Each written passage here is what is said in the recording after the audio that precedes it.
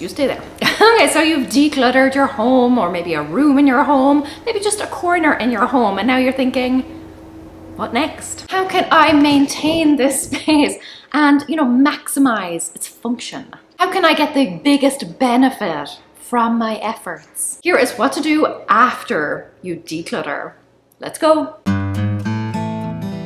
Hi guys, it's Laura and I help you live a simpler, happier, more spacious life. And you're just gonna have to excuse the construction noise because they're building new houses down the road, lots more space for people, but it's very annoying. Now that that's out of the way, let's just dive in because I want to talk about something that I often struggle with, and I see a lot of other people struggle with, after they declutter, after they have got their space looking great, after they have filled it with fun things. What you really need to do then is enjoy it. Despite what some magazines might have you believe, or some posts on Instagram or Pinterest, minimalism is actually about freedom. It's not about, putting yourself in a little box and, not being able to do certain things or have certain things. It is about lifting the burden off yourself, stopping yourself from being weighed down by stuff. So once you have dropped that weight,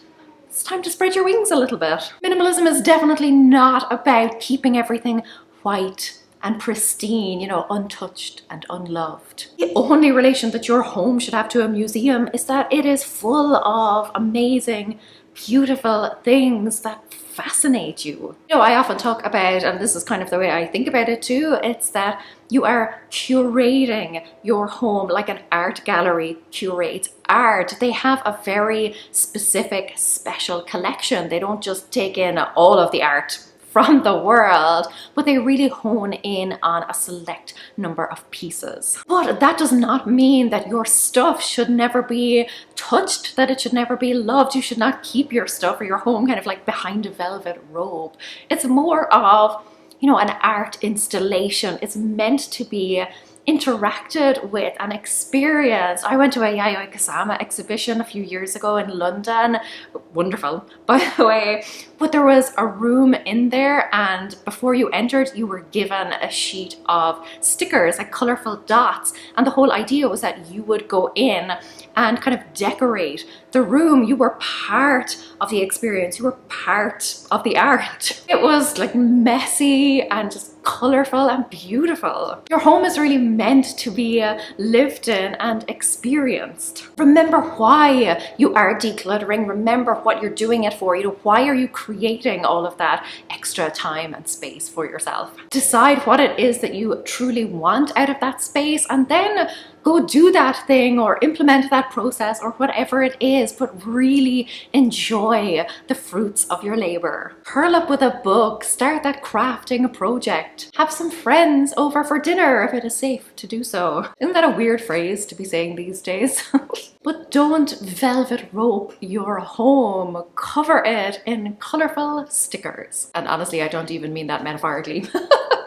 You also want to make sure then, this is really important, that you have actually decluttered by getting the stuff out of your house. Don't just stash it in a corner or hide it in another room. I was terrible at this in the beginning, and sometimes I still am, because you declutter and you're just exhausted afterwards and you've spent too much time with your stuff, and the last thing you want to do is go back through it and put it all away, or bring it to the charity shop. But years ago when I first started the KonMari method, this is kind of what I did. I was just creating piles of stuff, and it just ended up worse. And then I had to take basically a month off to just focus on getting the stuff out, whether that was trashing it, recycling it, bringing it to the charity shop. There were several trips, or actually selling it, which is something that I gave up on very early on. But the decluttering job is not done until the stuff actually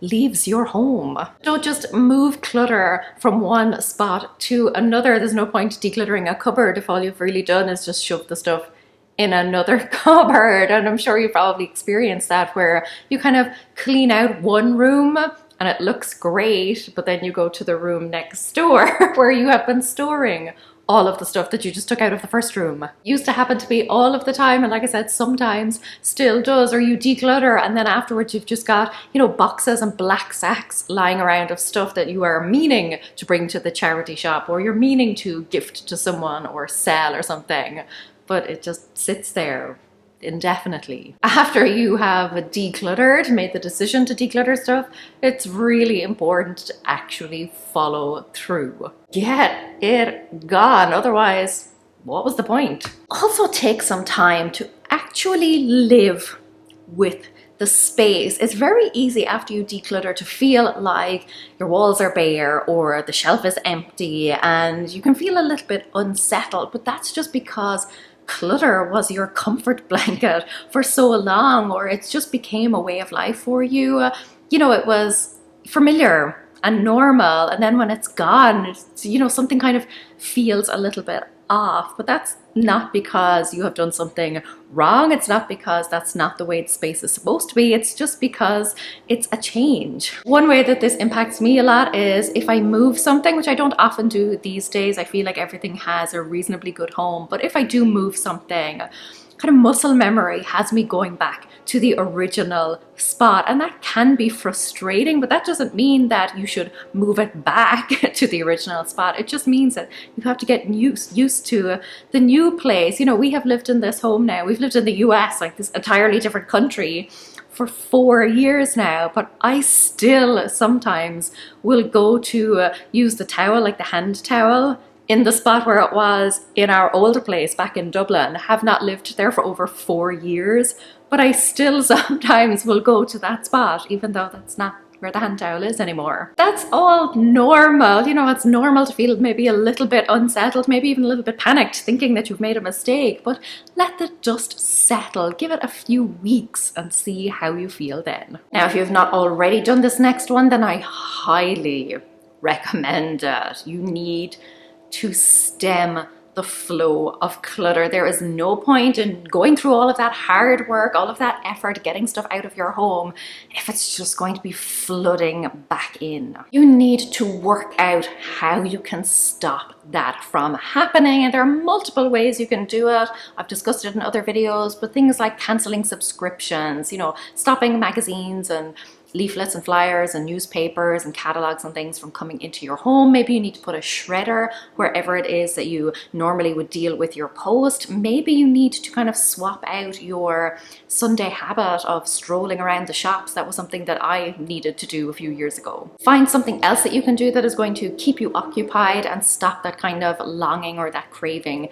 to shop and bring more stuff into your home. It's very difficult to fight temptation. It's much easier to just avoid it altogether, which is what I do. I just avoid shops as much as possible, and it really works wonders. If I go somewhere, the chances of me purchasing something that I do not need, that was not on my list, extremely high. If I don't go there, I don't see it. It's like if a tree falls in the woods, does it make a sound? You know, if something is in a shop and it's lovely, if I'm not there, I don't see it. It doesn't call out to me. You can also set up a regular tidying routine, even just 5 minutes after dinner, to kind of maintain your clutter-free space. It's amazing how quickly clutter can creep back in, or, you know, just your life changes over time, and things that were important to you, things that did spark joy at one point, after a certain amount of time has passed, that stuff no longer feels valuable or important. And remember, like I said, you know, your home is for living in. You are going to create some form of mess during the day just by naturally living in your home and cooking meals and playing with the kids and all that sort of stuff. So again, just setting aside 5-10 minutes to straighten things up at the end of the day. After you have decluttered, that process should be so much easier. It does not need to be a complicated procedure, this hours-long cleaning routine, or, you know, a deep clean giving over your whole entire weekend or your Saturday afternoon to tidying up, but just setting a simple process in place. Identify where and how clutter is coming into your home, whether that be, you know, post, kids' papers coming home from school, whether it be, you know, shopping trips, etc. If you identify it, you are in a much better position to actually cut it off at the source, to just completely stop it from coming into your home. But otherwise, for those things that you can't really completely cut out, have a plan for exactly how and when you are going to deal with it. For example, you know, the post, I'm going to collect it in this in tray, and then every Sunday afternoon I'm going to sit down and go through it. Very simple plan, but it's what is going to make all the difference between your home being recluttered all over again and you actually maintaining a nice, tidy home. And this next one is something that I really wanted to talk about, because this is something I experienced a few years ago and it completely threw me for a loop. That is, you know, don't expect that you will feel a certain way after you have decluttered. If you feel that you want to immediately go back over everything and declutter it again, if you feel that, you know, you haven't done enough, your space isn't tidy enough, or on the flip side, which is how I felt, you kind of don't feel that sense of euphoria or excitement after you have finished decluttering, that's okay. It might not turn out exactly how you hoped it would. It might not turn out exactly how that blogger or vlogger made it look like it would turn out, but that's okay. Decluttering is a process. The first time that I completed the KonMari method, and if you've ever done it, you will know that that is an intense process and it takes months and months. I think it took me 9 months, maybe even more, the first time I did it. And when I was tackling the final category, I just thought at the end of it, I would be absolutely elated. I would be overjoyed. It would just be this really significant moment in my life. But instead, it was a huge anticlimax. Instead of being all proud of myself and joyful, I was actually just exhausted. I really felt very meh about the whole thing. At that point, you know, sometimes you get to the finish line of something and you feel elated, you feel overjoyed, and other times you just feel spent. There is no right or wrong. You do not have to feel a certain way. Just know that all of your efforts are getting you closer to the life that you have envisioned for yourself. Everything is progress. One of the decluttering methods that I talk about in my course is the wave method. It's this idea that you would erode your clutter over time. You're not going to come in and just wash it all away overnight. Instead, you kind of slowly chip away at it over the days and weeks and months, even years, realistically. Some days you're going to be able to make tough decisions and be a little bit more ruthless, and other days you just won't. You might need to kind of sit with something for a while or process some emotions. Some days something will be extra special to you, like I mentioned previously, and then, you know, a little bit of time will pass and it will just lose its sparkle. You know, life changes and you will change, and things that seemed important at one point in time will no longer be, and you will never kind of have the perfect decluttering result because life isn't perfect, or if it is, it won't be like a minute later. Your priorities will, you know, shift and change, and different seasons will come and go. Once you accept that, decluttering becomes so much easier when you know that you still have time, when you know that you have done your best kind of for now, that what you've done for now is good enough and it kind of suits the lifestyle that you have now. But over time, you can still continue to erode away the rest of the clutter. Might not even seem like clutter right now, but in a year's time, all of that stuff might be gone out of your life. Be like the ocean, you know, some days just come pounding in, erode a little bit more away, and then retreat and relax and rejuvenate, and then you're ready to go again. If you're looking for a little more guidance, then watch this video right here, all about easy habits to keep your home tidy. She finally ventures back out. They are simple things that you can do to stop the mess and the clutter from creeping back in. Are you gonna come say goodbye? You wanna say goodbye? Come on, good girl. Hi. Hi. Come on. There we go. Hi. How are you? Did you have a nice nap? Did you have a nice nap? Until next time, Grab Míle Maith agus becky mé sib sigalua. Slán. I get you a treat.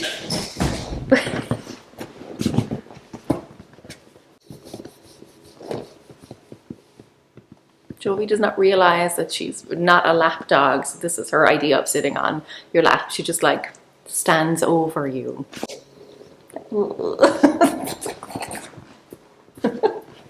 Hi. Hi. You're kind of squishing me a little bit. Yeah, okay. You don't worry your pretty little head about that. I gotta switch off the camera. I gotta switch off the camera. Hi. Hi. I'm crushing my throat. There you go. Yeah. Hi.